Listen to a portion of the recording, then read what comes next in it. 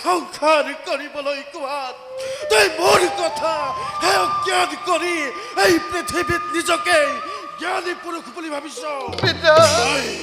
তই মোৰ বাক্য লংঘন কৰিলি এই মুহূৰ্ততে মই তোক দিছো ব্ৰহ্মবংশ জন্ম যুগ ধৰি মধ্যত থাকিবি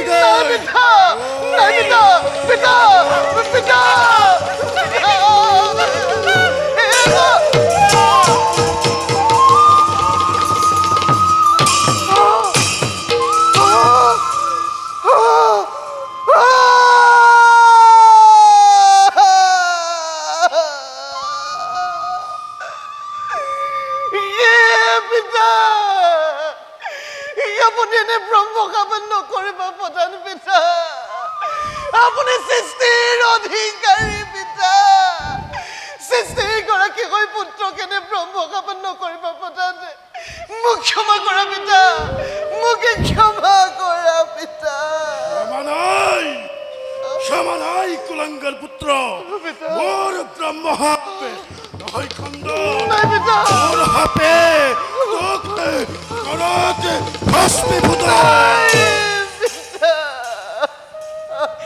কি কৰিলে পিতা লোক দুখ কৰিলে প্ৰদান পিতা আই সৰস্বতী মোৰ ব্ৰহ্ম হাপ নহয় খণ্ডন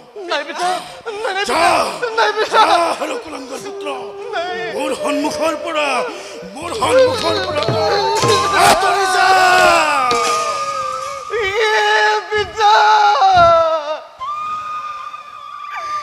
তুমি মোৰ কাজাৰ তো পয়সাৰ সাধনৰ ফল পিতা নিমিষতে দলিসাত কৰি দিলা পিতা হে প্ৰভু নাৰায়ণ পিতা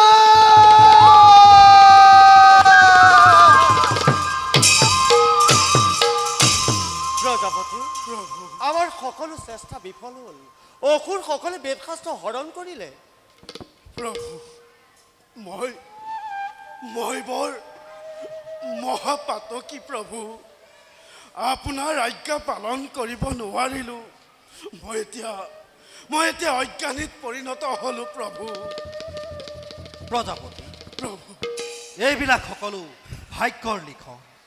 ভাগ্যৰ লিখন কোনেও খণ্ডাব নোৱাৰে আজি পৃথিৱীৰ পৰা লক্ষ্মী মাৰ গ'ল শাস্ত্ৰবিদ নাৰদৰো কক্ষচ্যুত হ'ল গতিকে এনেবোৰ বিপদে আৱৰি ধৰিবই প্ৰজাপতি আমি যেনে তেনে বেদশাস্ত্ৰ উদ্ধাৰ কৰিবই লাগিব নহ'লে যে মানৱ সমাজ জ্ঞানৰ পৰা বঞ্চিত হ'ব আমি ৰজাৰ সত্যৱতৰ ওচৰলৈ যাবলৈ আহিছিলোঁ পিতা পুত্ৰ তৰ্ক শুনিহে আমি ইয়াত পালোঁ হোৱা ঘটনা হৈ গ'ল এইবোৰ চিন্তা কৰি একো লাভ নাই আজি ভাজ্যাৰ লক্ষ্মী নাই কিন্তু সৰস্বতী আমাৰ লগত আছে দুখ কাৰো নাই সকলো ভাগ্যৰ লিখন দেৱী নাৰদৰ বীণাবাদ্য হাতে তুলি লোৱা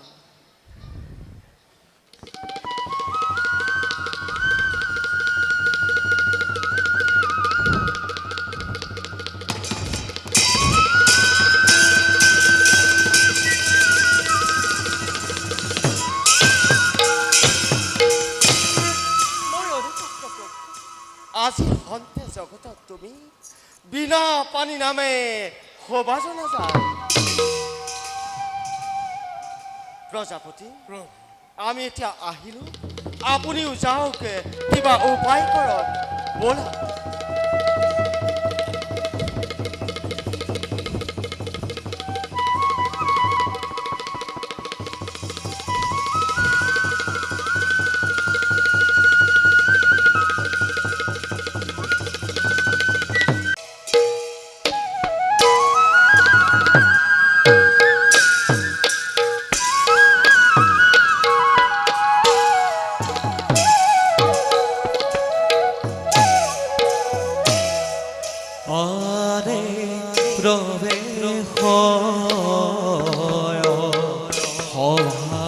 আছে ৰানী মায়া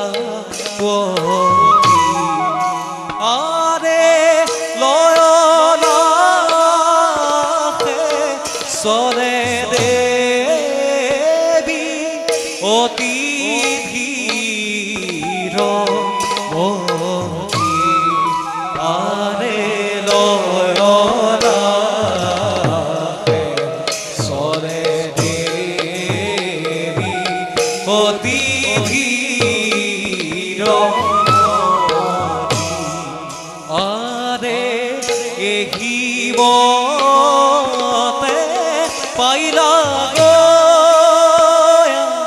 সভাত ভিতৰ ৰাম হৰি ৰাম হৰি বোলানি নিৰন্তৰ আৰে ৰাম হৰি ৰাম হৰি বোলানি নিৰন্তৰ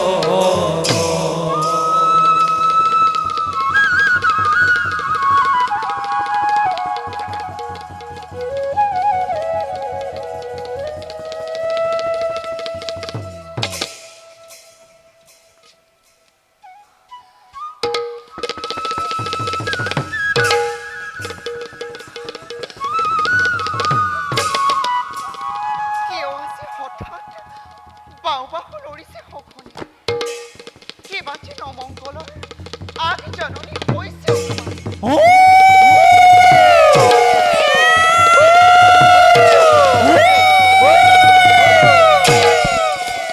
দিনতে শিয়াল কুকুৰবোৰে আৰ্তনাদ কৰিব ধৰিছে নিশ্চয় নিশ্চয় ৰাজ্যত কিবা অমংগল হৈছে যাওঁ পলম নকৰি মই স্বামীৰ ওচৰলৈ যাওঁ স্বামী স্বামী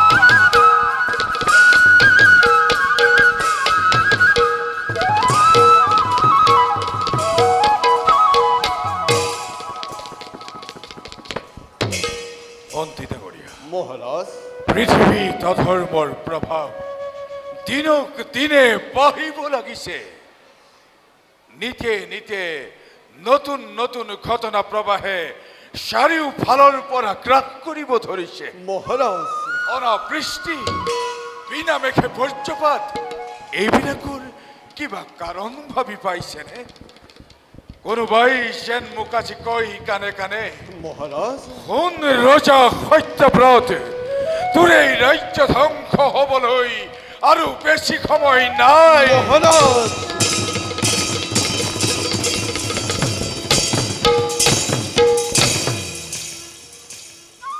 মহাৰাজ সেই কথা অৱশ্যে সঁচা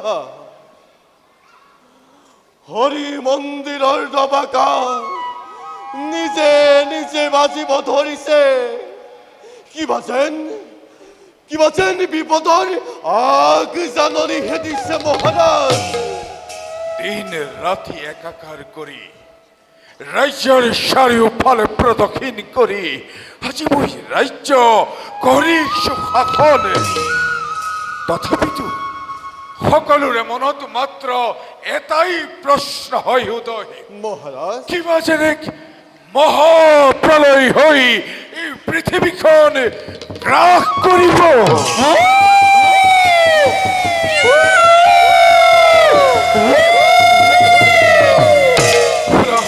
শুনা মন্ত্ৰী দিন দুপৰতে কেনেদৰে শিয়ালবোৰে আৰৱলৈ ধৰিছে আৰু কৌৱা চোৱা মন্ত্ৰী মহাৰাজ কিদৰে মন্দিৰৰ ধৰ্মধ্বজাৰ ওপৰত সগুনবোৰে মাংসৰ পিণ্ড টনা জোৰা কৰি এই ধৰ্ম মন্দিৰ একেবাৰে কলুষিত কৰি পেলাইছে এই অমংগলৰ কি জাননি দেখিও কিয় কিয় এই প্ৰজাসকল নীৰৱ হৈ আছে মন্ত্ৰী ডাঙৰীয়া? মহাৰাজ মোক এটা ইয়াৰ উপায় দিয়ক। ভগৱানক চিন্তা কৰাৰ বাহিৰে অন্য উপায় নাই মহাৰাজ। অমংগলৰ খণ্ডনৰ বাবে মহাযজ্ঞ কৰাটো ভাল হ'ব মহাৰাজ। কিন্তু এই মহাপ্ৰলয়ৰ সময়ত মই মহাযজ্ঞ কেনেকৈ সমাপন কৰিম? মহাৰাজ আৰু এই যজ্ঞলৈ আহিব কোনো মন্ত্ৰী ডাঙৰীয়া? জয় হওক মহাৰাজৰ, জয় হওক মহাৰাজৰ, জয় হওক। কোন আপোনালোক? দেখাত সুন্দৰ ব্ৰাহ্মণ যেন হৈছে অনুবাদ। আহক দ্বিজবৰ, আসন গ্ৰহণ কৰক। মহাৰাজ, আসন গ্ৰহণ কৰিবলৈ আমাৰ সময় বৰ ঠেকৰ। মহাৰাজ, আমি বৰ বিপদত পৰিছোঁ, আমাক সহায় কৰিব নেকি? সেয়েহে আমি ইয়ালৈ আহিম। মই একো বুজিব পৰা নাই দ্বিজবৰ। ৰাজ্যৰ চাৰিওফালে মহাপ্ৰলয়ৰ আগজাননী দেখি মই একেবাৰে দিশহাৰা হৈ পৰিছোঁ। মহাৰাজ, পৃথিৱীত মহাপ্ৰলয় আৰম্ভ হৈছে। তাৰ ফলস্বৰূপে দেশত মাৰি মৰা অকাল দুৰ্ভিক্ষই দেখা দিছে। প্ৰজাৰ মনত অকণো শান্তি নোহোৱা হৈছে। সেই দৃশ্য নিমিষতে ময়ো দেখিবলৈ পাইছোঁ দ্বিজবৰ। মোৰ এই প্ৰজাৰ হাহাকাৰৰ ধ্বনি ময়ো শুনিবলৈ পাইছোঁ। আৰু সেইবাবেই ঋষিমুনিসকলে মহাযজ্ঞ আৰম্ভ কৰিব খুজিছে। কিন্তু মহাৰাজ, মহাযজ্ঞৰ আৰম্ভ কৰোঁতেই লাগিল নহয় খেলি মেলি। জল দেৱতাই হুংকাৰ তুলি কৈ গ'ল, এটা বস্তু সাগৰত দান দিলেহে যজ্ঞ সমাপ্ত কৰিব পাৰি। ইয়াত ধন সোণৰ কোনো প্ৰয়োজন নাই। জল দেৱতা দানৰ কথা শুনি আমাৰ গাৰুম ডাল ডালকৈ শিয়ৰি উঠিল। মহাযজ্ঞৰ কথা বাদেই দিলোঁ। পিছে কি হ'ল দ্বিজবৰ? কওক সকলো ভাঙি পাতি, মই বৰ অস্থিৰ হৈ পৰিছোঁ। জল দেৱতাৰ নিৰ্দেশ ক্ৰমে এগৰাকী সুলক্ষিনী নাৰীক জলত নিক্ষেপ কৰিব। এগৰাকী নাৰী? আমি জানো মহাৰাজ, আপুনি এজন মহান জ্ঞানী দানী পুৰুষ। আপুনি ধন সম্পত্তি ঐশ্বৰ্য বিভূতিৰ সৈতে নিজ পাণ বিলাবলৈ কুণ্ঠাবোধ নকৰে। কিন্তু মহাৰাজ, আমি যি দান বিচাৰিম ইয়াৰ ভিতৰত এটাতো নপৰে। সেয়েহে মহাৰাজ, সেয়েহে বুলি ৰৈ গ'ল কিয় দ্বিজবৰ? ব্যক্ত কৰক মনৰ কথা। এই সত্যব্ৰতৰ অসাধ্য এই পৃথিৱীত একোৱেই নাই। সেয়েহে মহাৰাজ, দান দিবলৈ ওলোৱাৰ আগত আপুনি প্ৰতিজ্ঞাবদ্ধ হ'ব লাগিব। প্ৰতিজ্ঞাবদ্ধ হ'ব লাগিব? হয় মহাৰাজ, প্ৰতিজ্ঞাবদ্ধ। মহাৰাজ, ব্ৰাহ্মণৰ চাতুৰিত আপুনি নিজেই নিজকে পাহৰি নাযাব। মই ভাবোঁ দেশৰে অমংগলৰ সময়ত আপুনি ভাবি চিন্তিহে প্ৰতিজ্ঞাবদ্ধ হ'ব লাগে। নহ'লে মহাৰাজ বিপদত পৰি হাহাকাৰ কৰি ফুৰিব লাগিব। মন্ত্ৰী ডাঙৰীয়া, মহাৰাজ ৰাজ্যৰ চাৰিওফালে মহাপ্ৰলয়ে আগুৰি ধৰিছে। মহাৰাজ আৰু বিপদ খণ্ডনৰ বাবে এই ঋষিমুনিসকলে মহাযজ্ঞ আৰম্ভ কৰিব খুজিছে। মন্ত্ৰী ডাঙৰীয়া, মহাৰাজ সত্যব্ৰত দানী ৰজা বুলি জানে ত্ৰিজগতে। তেনেস্থলত মই কোন হতেৰে এই ব্ৰাহ্মণসকলক বিমুখ কৰোঁ? সেয়ে কৈছোঁ মহাৰাজ, সকলো আগ পিছ চাইহে কৰ্তব্যত অগ্ৰসৰ হওক। মহাৰাজ, যজ্ঞৰ ক্ষণ পলম হৈ গ'লে আমাৰ দানৰ কোনো প্ৰয়োজন নহ'ব। গতিকে দান দিব পাৰিবনে নোৱাৰে আমাক উত্তৰ দিয়ক। মহাৰাজ, আমি আগেয়ে কৈছোঁ, আমাৰ দান কিন্তু বৰ ভয়াৱহ। আমাৰ দানৰ কথা শুনি স্বৰ্গৰ দেৱতা, মৰ্ত্যৰ মানৱ, পাতালৰ বা ঠুকি উপলাই পত্তম দিব। আনকি বনৰ পশু পক্ষীয়েও নিজৰ মাত পাহৰি যাব। নে কি কোৱা বন্ধু? এৰা, এই দানৰ কথা শুনি মহাৰাজ ভয়ত একেবাৰে অস্থিৰ হৈ পৰিছে। সেয়ে হয়তো প্ৰতিজ্ঞাবদ্ধ হ'ব পৰা নাই। তেন্তে আমি যাব পাৰোঁ বন্ধু। মিছাতে ইমান পৰা যুক্তি তৰ্ক অৱতাৰণা কৰিলোঁ। ব'লা ব'লা। দ্বিজবৰ, এই ৰজা সত্যব্ৰত ইমান দুৰ্বল নহয় যে ব্ৰাহ্মণক বিমুখ কৰিব। শুনক দিজবৰ, সত্যত ব্ৰতী হৈ থকাৰ কাৰণে স্বয়ং ভগৱানে মোকেই পৃথিৱীৰ শ্ৰেষ্ঠ অধীশ্বৰ স্বীকাৰ কৰি এই জন্মদ্বীপ উপহাৰ দিছিল। মই কোনো দানলৈ অথবা প্ৰতিজ্ঞাবদ্ধ হ'বলৈ কুণ্ঠাবোধ নকৰো কদাপি। তেন্তে মহাৰাজ আপুনি প্ৰতিজ্ঞাবদ্ধ হওক, যাতে কোনো কাৰণতে আপোনাৰ প্ৰতিজ্ঞা ভংগ নকৰে। মহাৰাজ বাধা নিদিব মন্ত্ৰী। হে দিজবৰ, মই চন্দ্ৰ সূৰ্যক সাক্ষী কৰি কৰিলো প্ৰতিজ্ঞা, যিজনেই বিচাৰে হাঁহি মুখে মই কৰিম প্ৰদান। মহাৰাজ মই সত্য সত্য সত্য তিনি সত্য খাই কৰিলো প্ৰতিজ্ঞা, ৰাজ্যৰ মংগলৰ বাবে যি দানেই নহওক কিয় মুক্ত হস্তে মই কৰিম প্ৰদান।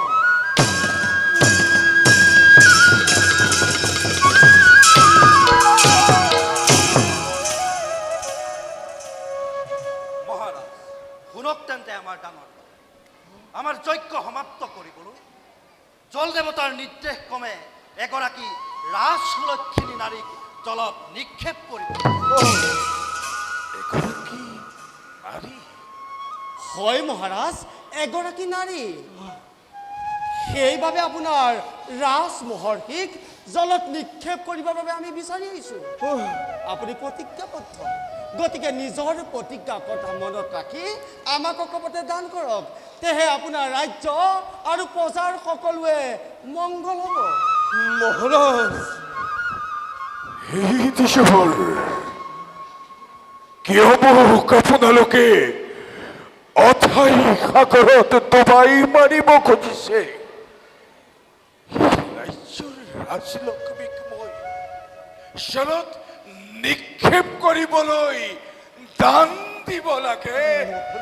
নহয় নহয় ব্ৰাহ্মণ, তেনে দান ভিক্ষা নকৰিব মোক। যদিও মই প্ৰতিজ্ঞাবদ্ধ, তাৰ পৰিৱৰ্তে অন্য দান গ্ৰহণ কৰক। শুনক দিজবৰ, ৰাজ্যৰ ধন জন ঐশ্বৰ্য বিভূতি লাগি যদি নিষ্পান দিবলৈ মই প্ৰস্তুত দিজবৰ। মহাৰাজ তথাপিতো সেই দিজবৰ, এই ৰাজ্যৰ ৰাজলক্ষ্মীক মোৰ বুকুৰ পৰা কাঢ়ি লৈ নাযাব দিজবৰ। মোক ক্ষমা কৰক, মোক ক্ষমা কৰক দিজবৰ। মহাৰাজ, আমাক অন্য দানৰ নাই প্ৰয়োজন। মহাৰাজ আমাৰ দান বৰ ভয়াৱহ, যদি প্ৰতিজ্ঞা ৰক্ষা কৰে আমাক দান দিয়ক, আৰু যদি প্ৰতিজ্ঞা ভংগ কৰি আমাক বিদায় দিয়ক। মহাৰাজ মই আপোনাক আগতেই কৈছিলো নহয়, আপুনি ভাবি চিন্তিয়ে প্ৰতিজ্ঞা ৰক্ষা কৰক। এই দুজন ব্ৰাহ্মণ নহয়, কোনোবা দুৰ্দান্ত অসুৰে মায়া কৰি আপোনাক বিপদত পেলাব বিচাৰিছে। আজিলৈকে এনে দানৰ কথা মই কতোৱেই শুনা নাই। মহাৰাজ আদেশ দিয়ক, তুৰন্তে বন্দী কৰি থক ইহঁতক অন্ধকাৰাগাৰত। মোক চম্ভালি কথা ক'ব বৃদ্ধমন্ত্ৰী, আমি ইমান ভয়াতুৰ ব্ৰাহ্মণ নহয়, আমিও অস্ত্ৰ চালনা কৰিব জানো। তোমাৰ দৰে এজন সাধাৰণ বৃদ্ধমন্ত্ৰীয়ে আমাক বান্ধি ৰাখিব নোৱাৰে। ব্ৰাহ্মণ মন্ত্ৰী ক্ষান্ত হওক, ক্ষান্ত হওক মন্ত্ৰীবৰ। মহাৰাজ, অভাৱতে উত্তেজিত নহব। মহাৰাজ আমি আৰু এক মুহূৰ্ত পলম কৰিব নোৱাৰোঁ। আপুনি দান দিব পাৰিবনে নোৱাৰে আমাক উত্তৰ দিয়ক। মহাৰাজে তোমালোকৰ প্ৰতিজ্ঞা ৰক্ষা কৰিব নোৱাৰে। মহাৰাজৰ হৈ মই শুনাইছো আদেশ, মহাৰাজে তোমালোকৰ প্ৰতিজ্ঞা ভংগ কৰিছে। মহাৰাজ মন্ত্ৰীৰ মতে আপোনাৰ মত নেকি? মোক অলপ ভাবিবলৈ দিয়ক দিশবৰ, মোক অলপ ভাবিবলৈ দিয়ক। এই ৰাজ্যৰ অমংগলৰ সময়ত মই কোন সতেৰে প্ৰজাৰ ধৰণী স্বৰূপ ৰাজ্যৰ মহালক্ষ্মী ৰাজমাতাক জলত নিক্ষেপ কৰিবলৈ দান দিওঁ মহাৰাজ এই কথা যেতিয়া মোৰ মোৰ এই প্ৰজাবিলাকে শুনিবলৈ পাব মোক এজন দুৰ্বলী এজন অবিবেচক ৰজা বুলি বাক্যবাণেৰে থকা সৰকা কৰিব মোক এটা ইয়াৰ আপোনালোকে উপায় দিয়ক মোক আপোনালোকে এটা উপায় দিয়ক দ্বিজবৰ মহাৰাজ আপোনাৰ কোনো বক্তব্য শুনিবলৈ আমাৰ ধৈৰ্য নাই আপুনি প্ৰতিজ্ঞা পূৰণ কৰিবনে প্ৰতিজ্ঞা ভংগ কৰি ৰৌ ৰৌ নৰকত পৰিব আমাক উত্তৰ দিয়ক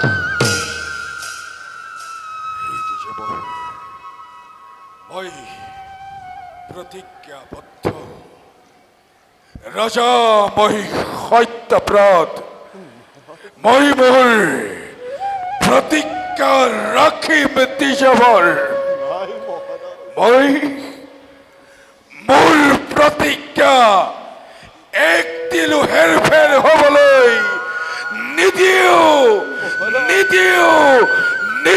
কদাপি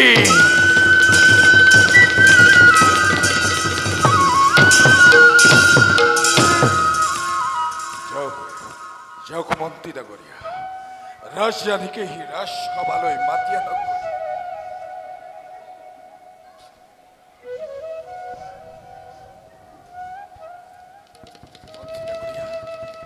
ৰাজধানীক ৰাজসভালৈ মাতি আনকৈ মহাৰাজ কেনেকৈ কেনেকৈ মই ৰাজৰাণীক ৰাজসভালৈ মাতি আনোগৈ প্ৰশ্ন নকৰিবা মহামন্ত্ৰী মোৰ আদেশ তুমি পালন কৰিবই লাগিব দুখ নকৰিবা মন্ত্ৰী সত্যব্ৰতৰ ভাগ্য চক্ৰ আজি নিয়তিৰ কৰাল গ্ৰাসত পৰি ধানবান হৈ গল চিৰদিনলৈ যাওক মন্ত্ৰী ডাঙৰীয়া যাওক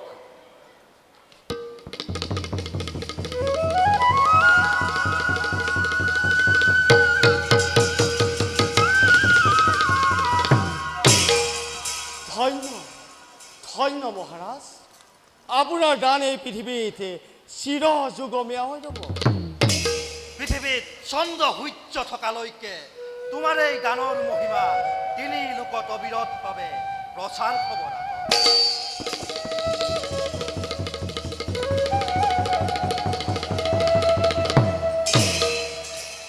স্বামী অসময়ত যে মোক ৰাজসভালৈ মাতি পঠালে মোক দেখি আপুনি কিয় তুলমূৰ কৰি আঁতৰি গৈছে মোৰ কিবা দুখ হ'ল নেকি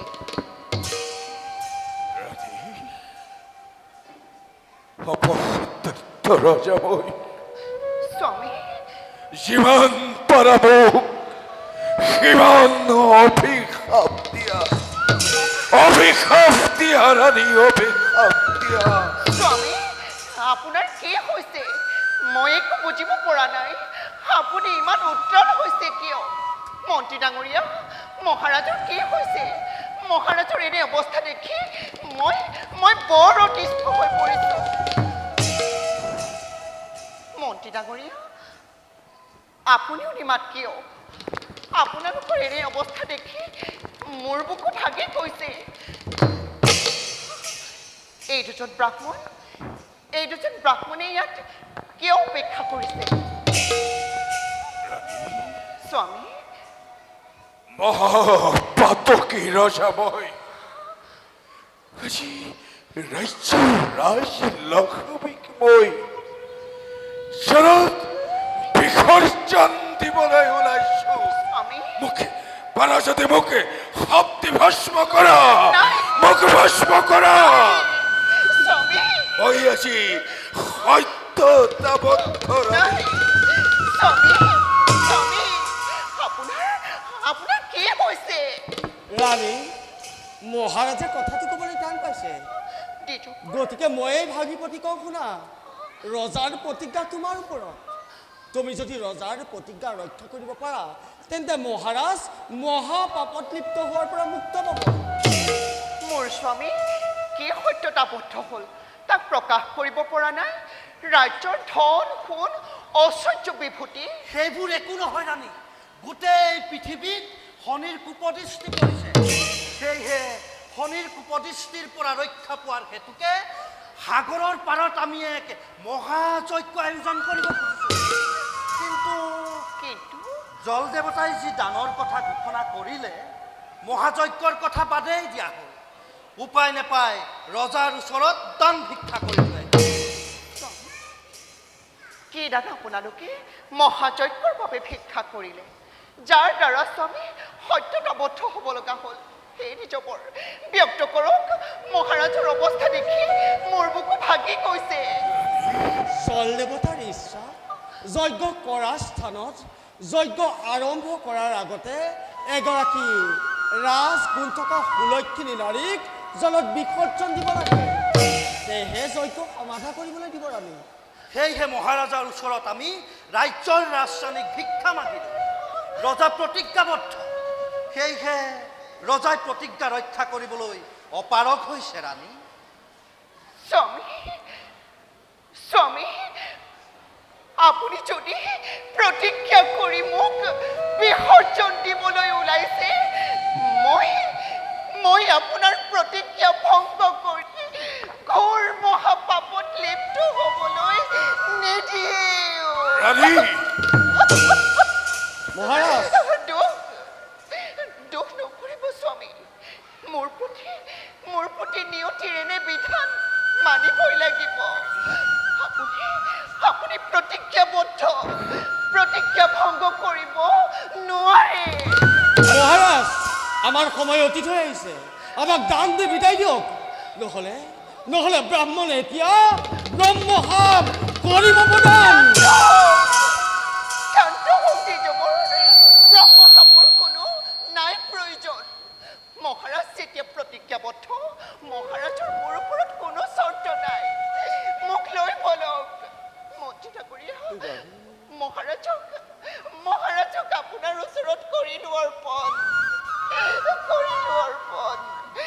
বল দ্বিজবৰ। ৰাণী নোলাই মুখৰ মাত। এই ৰাজ্যৰ ৰাজলক্ষ্মী যেতিয়া এই ৰাজ্যৰ পৰা আঁতৰি যাব, নিশ্চয় এই ৰাজ্যত ঘোৰ অমংগলে ফেৰি ধৰিব। অমংগল নহয় মন্ত্ৰী ডাঙৰীয়া। নিশ্চয় ৰাজ্যলৈ শান্তি কৰি আহিব। অনাবৃষ্টি মাৰি মৰম সকলো দূৰ হ'ব ৰাজ্যৰ পৰা। ৰাণী বলক দ্বিজবৰ, মোক লৈ বলক। ৰাণী তুমি আজি মোৰ প্ৰতি ইমান নিষ্ঠুৰ হ'ব পাৰিলা? স্বামী নাই, স্বামী অভাগীৰ সেৱা কৰি প্ৰগহন। জনমে জনমে আপোনাকে যেন মই স্বামী ৰূপে পাওঁ। বিদায় দিয়ক স্বামী, বিদায় দিয়ক। ৰাণী, মহাৰাজো আমাৰ লগত যাব লাগিব। ৰজাই নিজ হাতে ফুল চন্দন পিন্ধাই জল দেৱতাক অৰ্পণ কৰিব লাগিব। আমি মাত্ৰ মন্ত্ৰ পাঠে কৰিম। নোৱাৰো ব্ৰাহ্মণ। নিজ হাতে নিষ্পত্তিক মই কোন হাতে জলত দিম বিসৰ্জন? স্বামী ধৈৰ্য ধৰক। স্থিৰ হৈ আপুনি সত্যৰ মহিমা দেখাওক। ধৈৰ্য ধৰক নাথ, ধৈৰ্য ধৰক। ৰাণী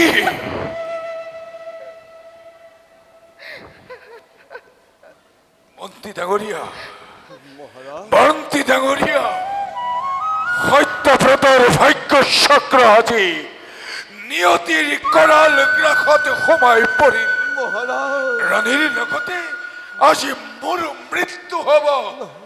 আৰু সেইবাবে এই ৰাজ্যৰ দায়িত্ব অৰ্পণ কৰিলো মই তোমাৰ ওপৰত। নাই নাই মহাৰাজ, এনে বিপদৰ সময়ত মই আপোনাক অকলে এৰিব নোৱাৰো। আপোনাৰ অবিহনে ৰাজ্যত থাকি মই কি কৰিম? মহাৰাজ ময়ো যাওঁ আপোনাৰ লগতে। মহাৰাজ, আমাৰ বৰ পলম হৈছে, যাত্ৰা আৰম্ভ কৰিব লাগে।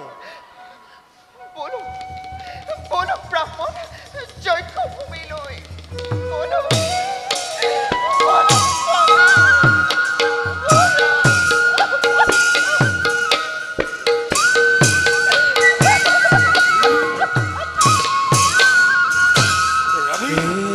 এৰাদি লো বিদ্ৰগ ধীৰে চৰি যাই লগে চলে সত্যব্ৰত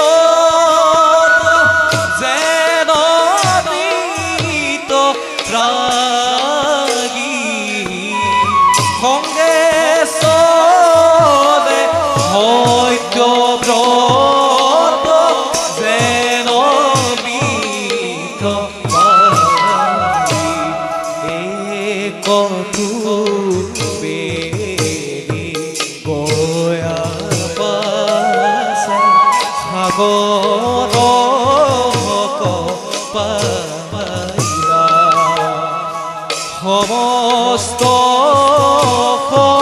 মাছে ডাকি হৰি হৰি বোলা সমস্ত মাছে ডাকি হৰি হৰি বোলা।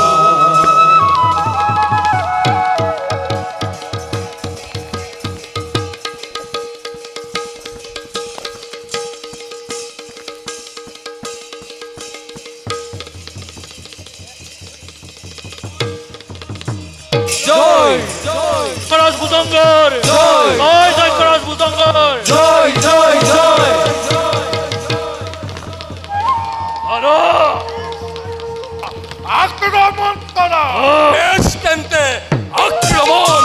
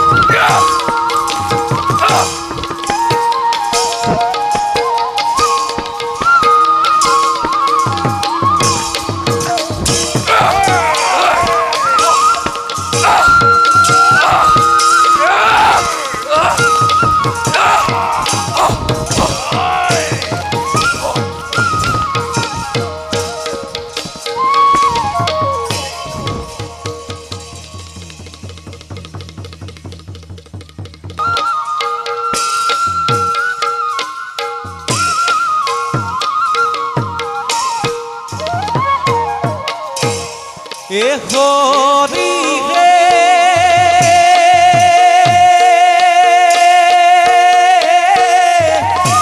চলি জাগি সত্যব্ৰত কৰিবাক স্নান বিষ্ণুৰ পৰম ভক্ত অতিকে মহান অতিকে মহান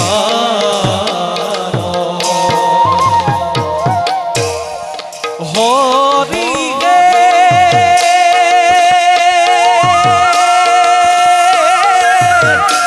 কত বেদি গয়াৰ সাগৰক পাইলা সমস্ত সমাজে নাহি হৰি হৰি বোলা হৰি হৰি বোলা।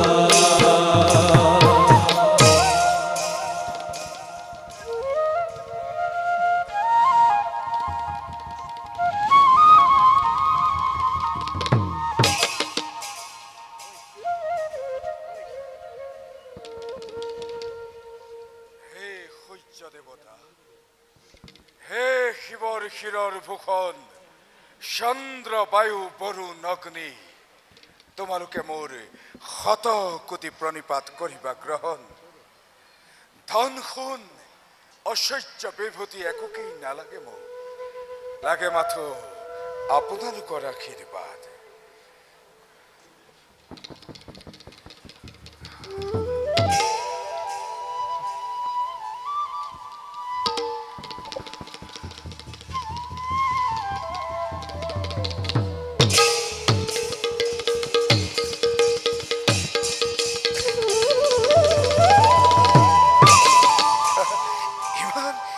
ইমান কণমানি মৎস্য অকস্মাতে মোৰ হাততেই উঠি আহিল যোৱা যোৱা মানি মৎস্য তুমি পুনৰ আপোন মনেৰে জলত কৰাকৈ বিচৰণ হে জ্ঞানী ৰাজন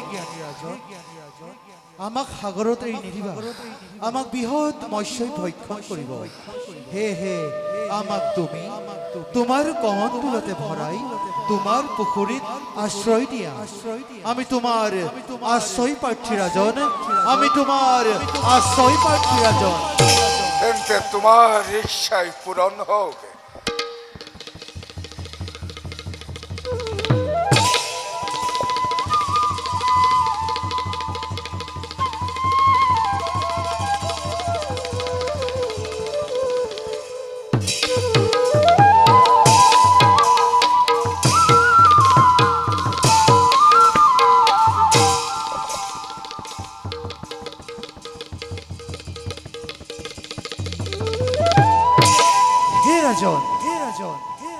আমি তোমাৰ পুখুৰীত অশেষ কষ্ট পাইছো সেয়েহে তুমি আমাক সাগৰত এৰি দিয়া তেতিয়াহে আমি শান্তি পাম ৰাজন তেতিয়াহে আমি শান্তি পাম ৰাজন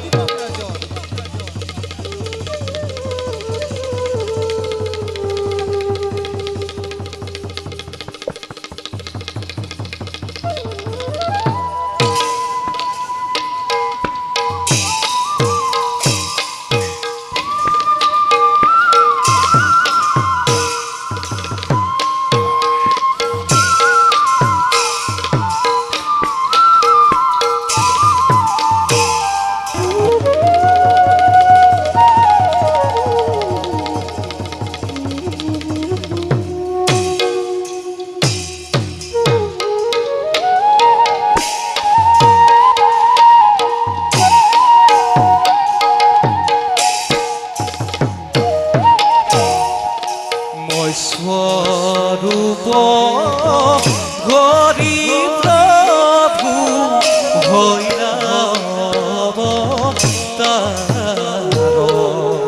মই স্বরূপ হরি প্রভু ভৈরব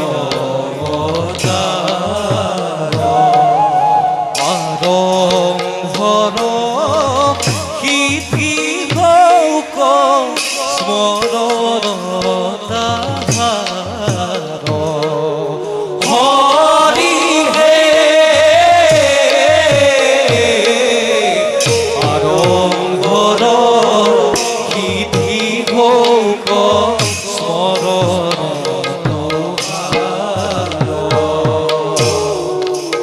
দেখা দেখা সর্বজন মাধব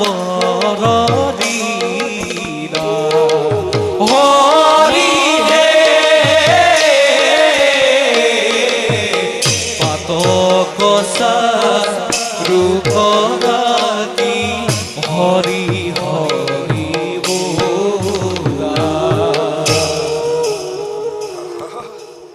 কি আশ্চর্য এই বিশাল জলধারার মাজত ইমান বিরাটকৈ মৎস্য মই কোনো দিনেই দেখা নাই এই মৎস্য হবই নোৱাৰে নিশ্চয় প্ৰভু নাৰায়ণে এই ৰূপ ধাৰণ কৰি মোক কৰিছে পৰীক্ষা হে প্ৰভু ৰক্ষা কৰা দাসক তোমাৰ নমো নমো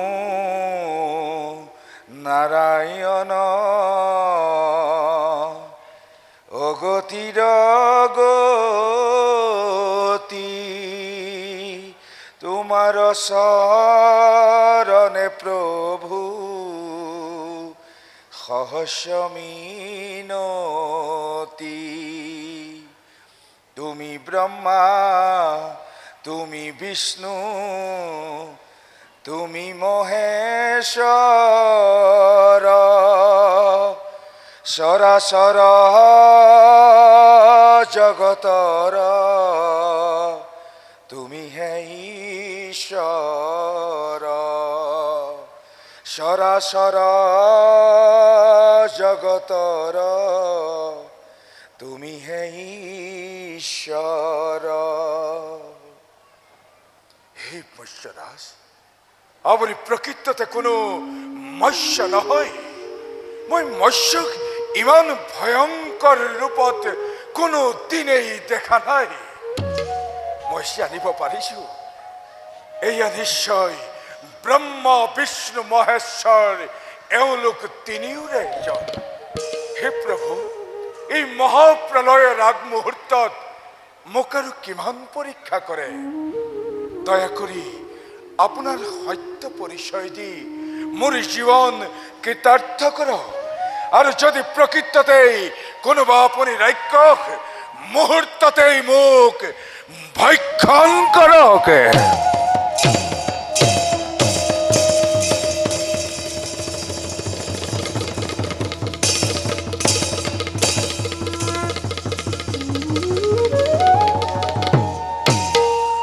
হে মহাজ্ঞানী সত্যবত, তোমাক আমি আকৌ পৰীক্ষা কৰিলো। আমি বিষ্ণু। হে প্ৰভু, কিয় বাৰু আপুনি এই মৎস্য ৰূপ ধাৰণ কৰিবলগীয়া হ'ল? শুনা ৰজা সত্যবত, আজি কাল ৰাতি, আজি এই শেষ ৰাতিতেই পৃথিৱী ধ্বংস হ'ব। সাগৰৰ পানীয়ে সমস্ত পৃথিৱী ডুবাই পেলাব। লক্ষ্মী হয় দৈত্যক স্বজন কৰি আমাৰ সৃষ্টি নষ্ট কৰিব বিচাৰিছিল। সি ইতিমধ্যে চাৰিবেদ হৰণ কৰিছে। তাক তাৰ একে আকৃতিৰ পানীয়েহে ব্ৰত কৰিব পাৰিব। সেয়েহে আমি তাক তাৰ ৰূপ ধাৰণ কৰি তাক নিধন কৰিম, আৰু পুনৰ মৎস্য ৰূপ ধাৰণ কৰি চাৰিবেদ উদ্ধাৰ কৰিম। হে প্ৰভু, এই মহাপ্ৰলয়ৰ মাজত আমিবোৰ কেনেকৈ জীয়াই থাকিম? শুনা ৰজা সত্যবত, হওক প্ৰভু। মহাপ্ৰলয় আৰম্ভ হোৱাৰ আগে আগে তোমাৰ কাষলৈ এখন ডাঙৰ নৌকা পঠাই দিম।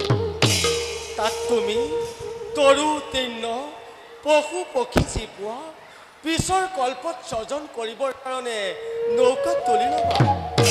এই মহাপ্ৰলয় মাত্ৰ 7 দিন 7 ৰাতি থাকিব। হয়দৈত্য বধ কৰি পুনৰ মৎস্যৰূপে তোমালোকৰ কাষলৈ আহিম। এতিয়া যোৱা ৰাজা সত্যবত, সংশয় নকৰিবা, বিপদক আমাক স্মৰণ কৰিবা, আমি তোমাক উদ্ধাৰ কৰিম। এয়াই মোৰ সোণালী সুযোগ। সন্দেহ গৰ্জন কৰি সাগৰৰ পানী এইফালে আহিব ধৰিছে। চাৰিওফালে মহাপ্ৰলয়ৰ আগজাননী শুনিবলৈ পাইছো। যেনে তেনে বেদশাস্ত্ৰ লুকুৱাই ৰাখিবই লাগিব। যাওঁ যাওঁ, মই এই সুযোগতে সাগৰত ডুব মাৰি থাকো। ও হৰি, ও বলা,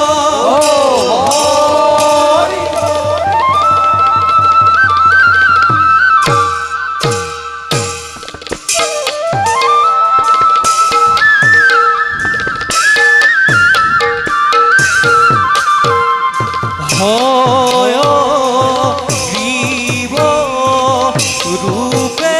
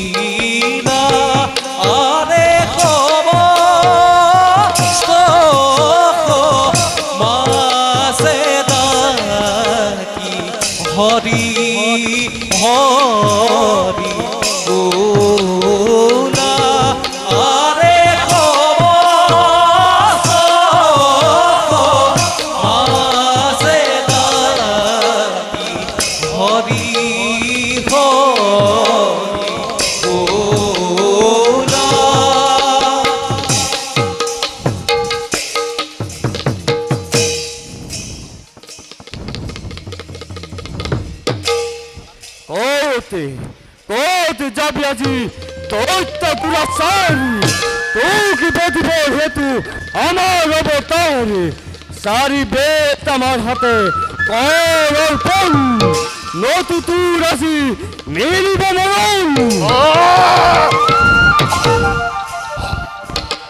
অন্তই এতিয়াও বুজা নাই ওর পরাক্রমে তে যুদ্ধ নকরি পলাম এস্তেন্তে এ যুদ্ধ এগি মহের নাইলা অতি ভয়ঙ্করে অতি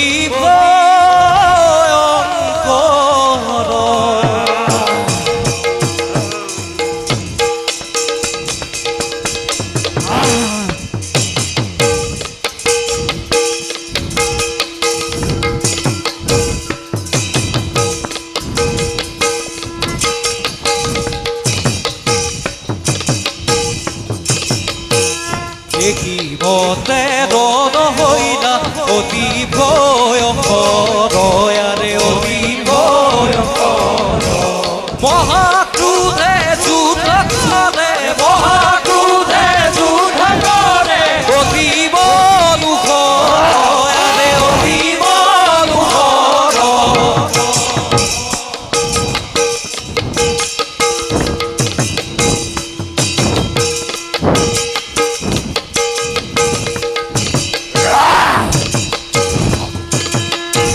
দেখা দেখা সৰ্বজন ঈশ্বৰৰ লীলাৰে ঈশ্বৰৰ লীলা সামাজিক দুখে লাগি সামাজিক দুখে লাগি সামাজিক দুখে লাগি সামাজিক দুখে লাগি হৰি হৰি গুণাৰে হৰি হৰি গুণা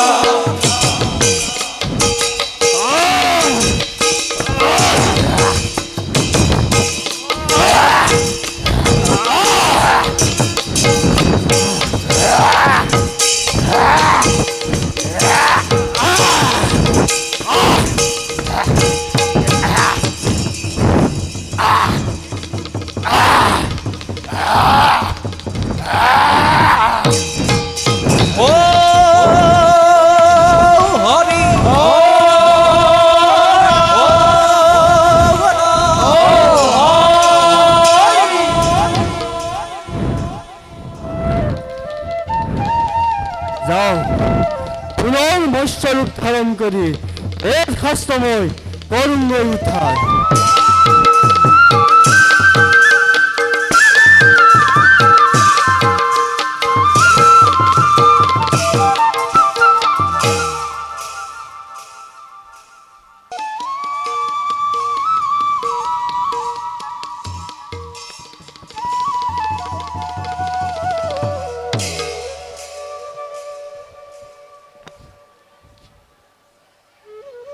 প্ৰজাপতি খুলবাণী হে ৰাজা সত্যব্ৰত বৰ কষ্টৰ মাজেৰে বেদ উদ্ধাৰ কৰিলো প্ৰজাপতি বেদ শাস্ত্ৰ আপুনি ভালকৈ ৰাখিব